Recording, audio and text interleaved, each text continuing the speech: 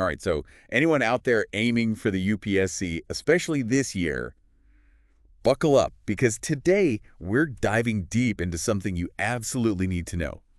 India-China relations. Yeah, and we're going beyond just like the headlines about border tensions, Yeah, right? look at it. We're going to break down what's actually happening. What it all means for India. And honestly, what you need to know to crush those tricky exam questions. Exactly, because let's be real, this isn't just another international relations topic. No. This is like the topic. If you're serious about understanding what India stands in the world, Think about it. security, geopolitics, economics, All those core UPSC subjects. it's all wrapped up into one. So our trusty guide for this deep dive Our roadmap. is a recent report from Vision IAS. I mean, come on, who else would we trust for UPSC prep? Seriously. Yeah. And there's some new, potentially good news that we need to break down. Yeah.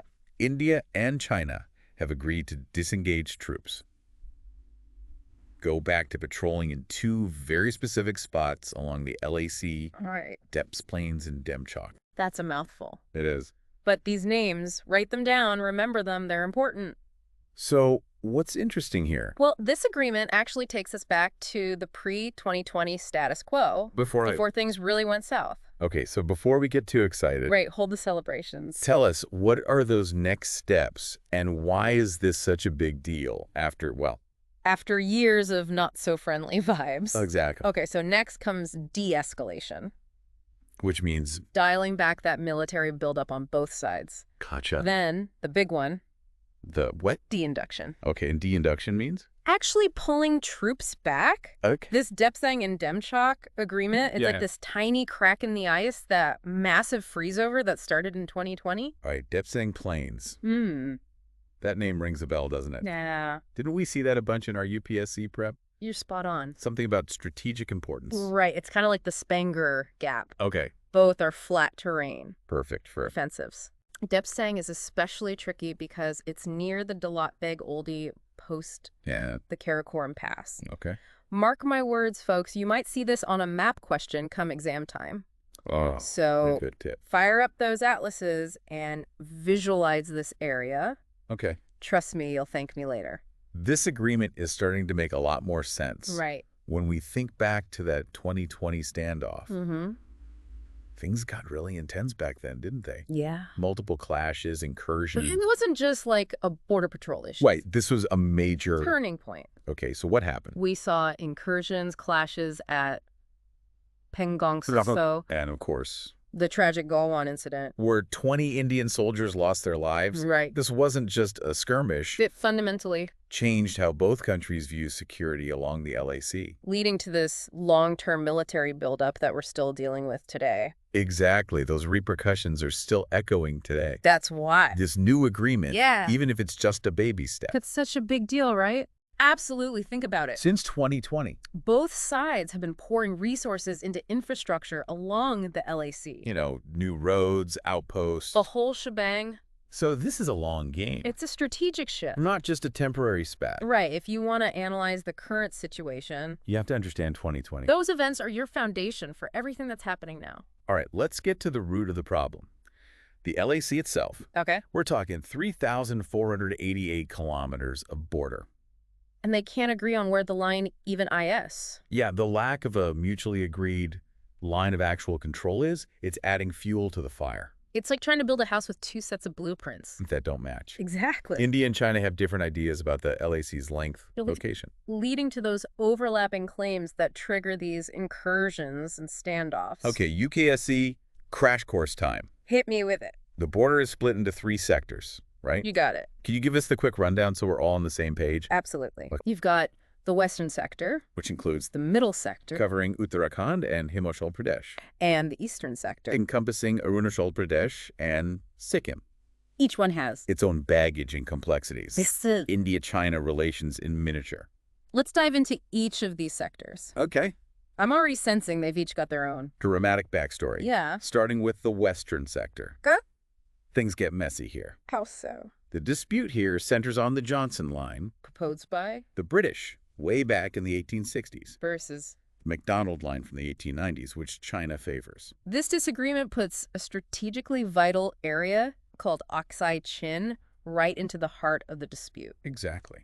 Okay, the middle sector. Any drama there? This one is surprisingly the quietest kid in the class. Oh. Least disputed sector. Really? Even without that formal line drawn on the map. Wow. In fact, it's the only sector where India and China actually swapped maps and are generally on the same page. Okay, holding my breath now as we head east. Oh boy, here we go. Is this where things get tense again? Yep. Arunachal Pradesh, right. You got it. Oh boy. Here come the fireworks. All right, tell us about it. The eastern sector is dominated by the fight over the McMahon Line Drawn out. during the 1914 Simla Convention. This line sets the boundary for... Arunachal Pradesh. But China says... Nope, that's part of Tibet. Claiming the entire state. A whole thing. Their argument. Historical and religious ties between Arunachal and Tibet. Wow, it's like each of these sectors needs its own deep dive. Really does. We've got history, geopolitics, territorial disputes. A whole UPSC syllabus. Packed into... Just one border. And for all you UPSC warriors out there, listen up. Understanding the nuances of each sector is key. This isn't just some abstract border on a map. Yeah. We're talking territory, resources, power dynamics in the region. This is the kind of interconnected thinking the UPSC examiners are looking for. You heard it here, folks. Straight from the source. It's not just tea about those borders, though. Oh, absolutely no. There's this whole other web of factors that make India-China relations so complex. It's a tangled web, for sure. It's like those identify the factors questions we all dread in the UPSC. Except that's time, it's real life. High stakes. Okay, so let's talk money. All right, let's get into it. India's trade deficit with China is huge. Massive. We're talking billions of dollars. Plus, we rely on them for things like semiconductors and those pharmaceutical ingredients. The APIs. How does this economic reality play into the border tensions? This is where things get really interesting, and it's crucial for you to understand because this economic dependence, it kind of ties India's hands a bit, you know? Okay. It gives China leverage. Making it harder for India to play hardball on the border issue. Right. And then you've got the China-Pakistan partnership, always looming in the background. Like a shadow. Adding yet another layer of complexity to the situation. You're talking about China's support for Pakistan's military, right? Exactly. And their willingness to, let's just say, overlook certain activities. Activities that don't exactly scream peace and stability. Right. That China-Pakistan axis. It has a ripple effect. It really is. Across all of India's strategic calculations. It's like a constant shadow hanging over everything. And then there's water. Oh yeah, water, a whole other dimension. China controls the flow of multiple rivers that are vital to Northeast India. They've built dams. And there's always that worry. That lingering question. Could they weaponize this resource? I mean... It's got to be weighing on policymakers' minds. There's a historical precedent that's hard to ignore. Like what? Remember the 2000 dam breach in Tibet? Oh, right. That caused major flooding in Northeast India? It was a stark reminder of India's vulnerability when it comes to water security. Okay, time for the psychology portion of our deep dive. Ooh, getting deep. Why is China acting so assertive in the region? The million-dollar question. There's got to be more to it than just those border disputes. All right, so we're trying to get into the mind of a nation-state now. Right. Tricky, but essential for the UPSC, am I right? Absolutely. One theory is that China sees India's rise, its economic growth, its global influence, its strategic autonomy, as a challenge to their own ambitions. And let's not forget, India recently surpassed China in population. It's the world's most populous nation now. That shift alone changes the power dynamics significantly. So a stronger India equals a potential threat to China's ambitions. That's one way to look at it. And a border conflict conveniently keeps India distracted and weaker on the world stage. A simmering border dispute forces India to divert resources, focus on defense, deal with internal security concerns. All of that takes away from its ability to project power and pursue those broader strategic goals. And it helps strengthen that China-Pakistan alliance, which of course serves China's interests. It's all connected. And then there are those specific actions India has taken that haven't exactly made Beijing happy. Oh yeah, there are a few. Think about India's refusal to join China's Belt and Road Initiative. The BRI. That was a major point of friction. And then there's India's own infrastructure buildup near the LAC, like that new bridge near Pangong Lake. Which, allows for quick troop movements. All of that just feeds into China's anxieties. Understandably so. We can't forget the string of pearls strategy. Ah, yes. The classic string of pearls. It's like China is slowly encircling India with a chain of ports and bases in those surrounding countries. Ports like Hambantota in Sri Lanka and Gwadar in Pakistan. Prime examples.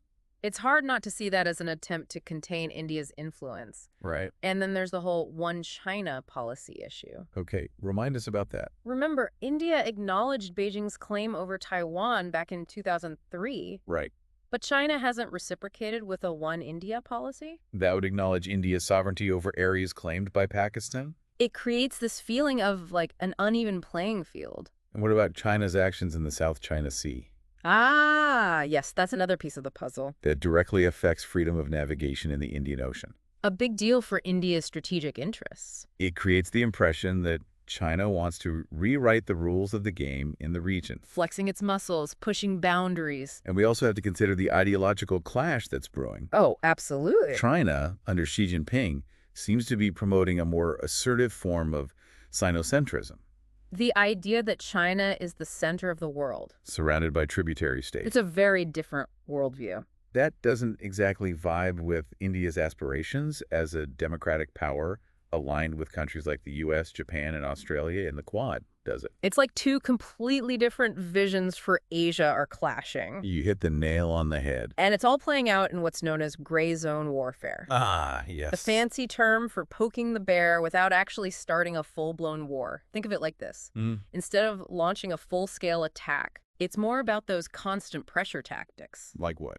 Cyber attacks, economic coercion, disinformation campaigns. And those little border incursions we talked about earlier. It's all about wearing down your opponent without triggering a major conflict. They call it the salami slicing strategy. Taking small slices until you've taken the whole thing. UPSC alert. Write this down. Gray zone warfare, sinocentrism, string of pearls, even salami slicing. All keywords you need to know. These are all keywords you need to be able to explain and connect to the India-China relationship. Show those examiners you can see the big picture. And your answers will shine. Guaranteed. Now, let's zoom in on two specific areas within this whole India-China puzzle. All right, let's get specific. Arunachal Pradesh and Bhutan. These are flashpoints. Potential tripwires. Where even a small incident could escalate quickly.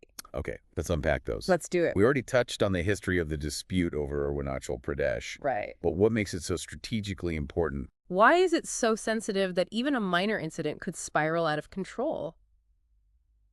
First, its proximity to China. Makes it incredibly important from a military standpoint. India sees it as a crucial buffer zone. And it's also the closest location for India to target China with missiles. Should things escalate that far? It's also the ideal spot to deploy a multi-layered air defense system. To protect against potential Chinese attacks. Right. But for China, Arunachal Pradesh is a potential gateway to India's northeast, which is a strategically vulnerable region. And then there's the Tibet factor, right? Oh, absolutely. China's concerned about potential unrest in Tibet. And Arunachal Pradesh has a significant Tibetan Buddhist population. They worry about a pro-independence movement gaining traction there. Exactly. China sees Arunachal Pradesh as a potential hotbed for Tibetan dissent. Which makes them even more determined to assert their control over the region. Now, bring Bhutan into the picture. All right, adding another layer. And things get even more interesting. Oh, yeah. Because if China were to take control of Arunachal Pradesh, Bhutan would find itself surrounded by Chinese territory. Talk about vulnerable. That's why China has been pushing Bhutan for territorial concessions. Especially in the Doklam area? This is a strategically vital area near the Siliguri corridor. Nickname a chicken's neck. Because it's this narrow strip of land connecting India's northeast to the rest of the country. That little sliver of land. A major choke point for India. If China gains control of it, they could essentially cut off India's northeast. A nightmare scenario for Indian strategists. And China knows that. They've been playing the long game, haven't they? Absolutely. Gradually expanding their influence. Testing the limits of both India and Bhutan's tolerance. They even offered a swap deal. Right, other territories in exchange for Doklam. But Bhutan has resisted. Mainly because of their close ties with India. So just to recap. Let's sum it up. Disputed borders, economic leverage, those regional alliances, water resources, ideological clashes, and these strategically vital areas like Arunachal Pradesh and Bhutan. It's a lot. It's a lot to keep track of. Especially for our listeners prepping for the UPSC. Any advice on how to synthesize all of this? It is a lot, but here's the key. It's all connected. Okay. Think of it like a giant web, you know? You tug on one strand, say the border dispute, Yeah. and you feel those tremors across the entire relationship.